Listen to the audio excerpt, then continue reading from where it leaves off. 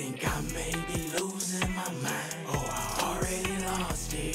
Already lost it. Damn, I may be losing my mind. Now don't tell me that I lost it. That I lost it. Let's see what we got here.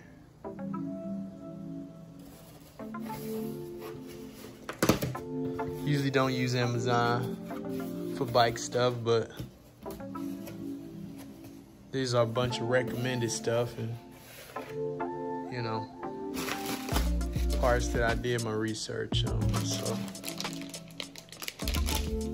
this is something.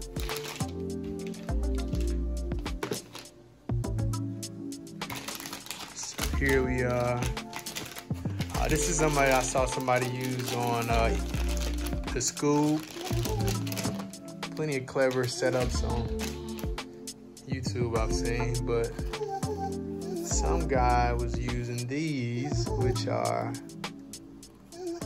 actually battery packs. Let's see if I can open it. As you can see, that fits 8 AA batteries, which equals 12 volts of power. You're gonna see if that's enough for whatever I'm about to use it for. We about to see. What is this? Oh, this is a T-wrench. I've been wanting one of these for a while. I got one of these. I had plenty of good reviews. It seems pretty sturdy. Comes with the adapters. The 1/4 inch and 1/2 inch adapters. That's all you really need. Comes in handy, especially when wrenching on dirt bikes and regular bikes, whatever else. Something else we have here, Tusk. I use a lot of their stuff, good quality stuff. As you can see, it is a Tusk hydraulic brake switch. Hopefully this fits. Hydraulic brakes on a brake switch. As you can, if you haven't guessed by now, I'm adding lights to the 450. Trying to make it somewhat street legal. Well, pretty much make it completely street legal. It might be my main source of transportation. And these are Velcro strips. These are what we're gonna be using to hold down some of this equipment, like this battery pack. Here we have, I saw some guy use this on his CR250 Supermoto build. This is a rear light, tail light.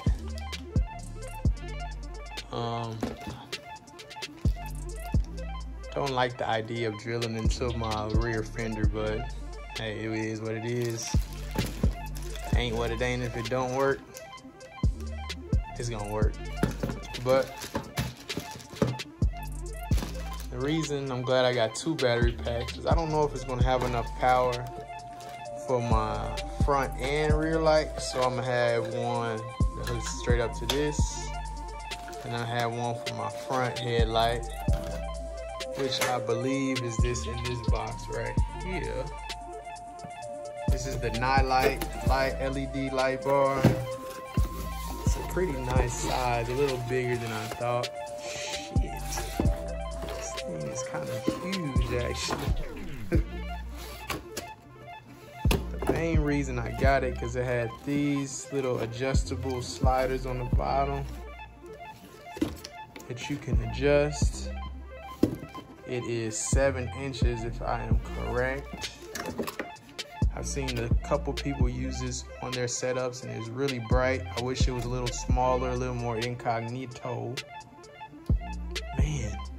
This thing is kind of big. This might be why somebody returned it like I may do. Because I think I want something maybe a little less bulky. I'm going to put it up to my bike, but I don't know. This is going to take up a lot of space, a lot of room. I don't know if you can even tell, but it's pretty bulky. Let's see what else comes in the pack. Oh yeah, that's another reason why I got the pack, because it comes with all the brackets, the switches, everything you need. Small brackets. This is the bracket to help tilt. This is the switch right here.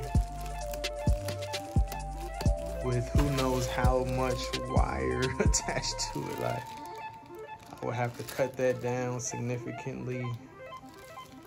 But anyway, the setup that I was going to get was going to be around $30-something anyway, and this was $33 for everything. So, including the switch, these little brackets right here that you use to mount to your bars. With the little adapter, these brackets are a lot bigger than I thought they would be too. Because the reason I want to have a light on my front, but I still want to have my front number plate without a hole in it, and I still want to use my bar pad, you know, for safety reasons and just for the look. But yeah, these are the brackets for comfort. With different sizes to use for different size bars, but yeah, comes with everything. It even comes with some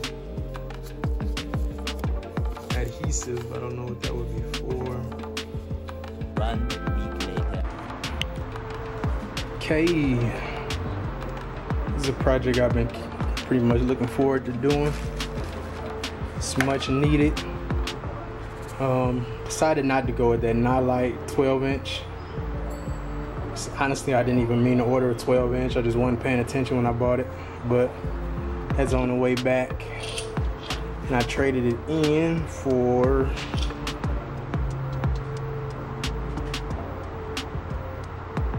Yeeta meter. I don't know. I got these off Design too, but I think they was like $15. 18 watt, 4-inch, 6 LEDs, 2 rows. I got a switch, handlebar switch. This was what, $8-9. This is the mount I'm gonna be using. Good reviews to hold the light on the bars.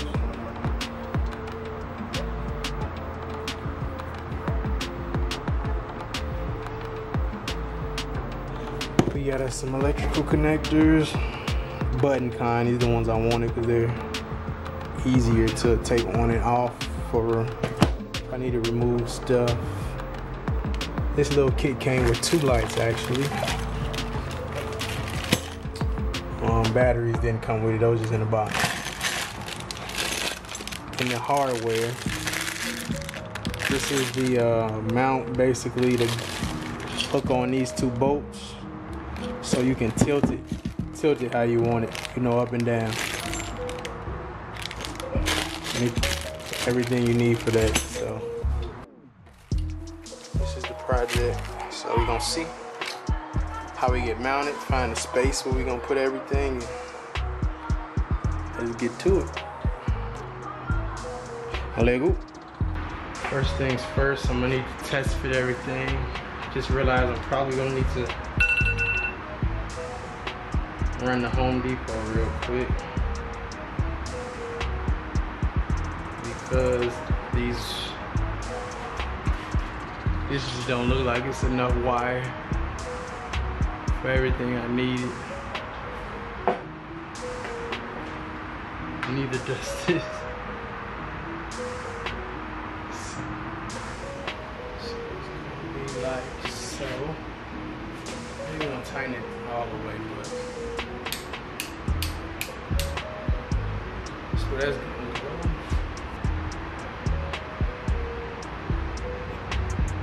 Or can I just put it there for fitment's sake?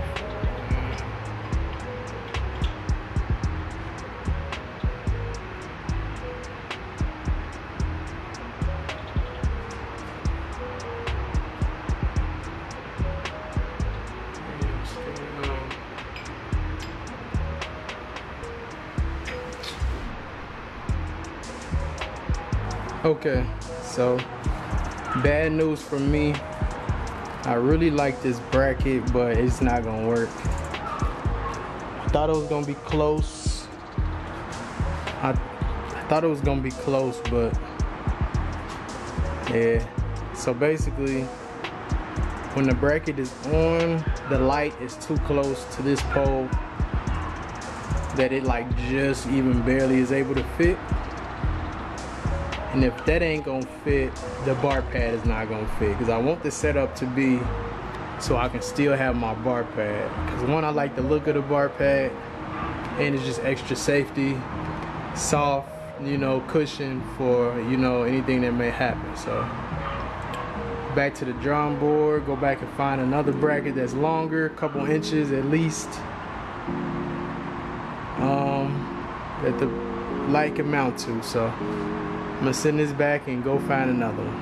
But other than that, I do like how everything else is coming along. So I just got another little clever idea. Basically incorporate the hole for the front number plate. I put the bolt under there, and basically it will mount right into there.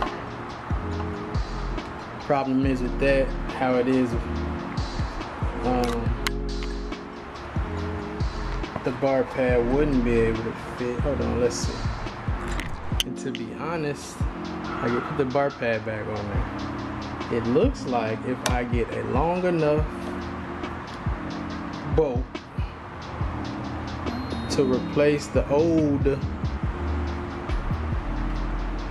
front number plate bolt,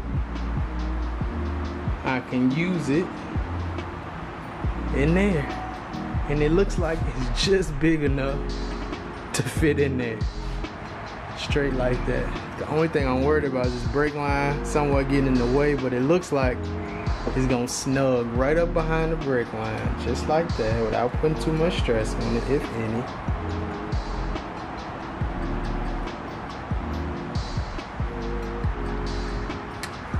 And I'll still be able to have my bar pad on there, man. Or if it's too tight of a fit, I'm gonna try it anyway. Probably about to go to the store right now. If it's too tight of a fit, I'll just get a different bracket that goes in there, that kind of, or make something that kind of comes up and goes out a little bit, and it'll sit kind of like right on top of there, and the brake line will kind of go behind it. But either way, I'm gonna try that first with the front number plate screw. So I think it's just enough room for it to fit. So we about to go ahead and go to the store and try that.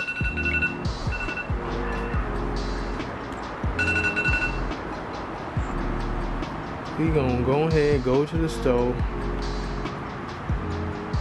and try that out. Be right back. Lego.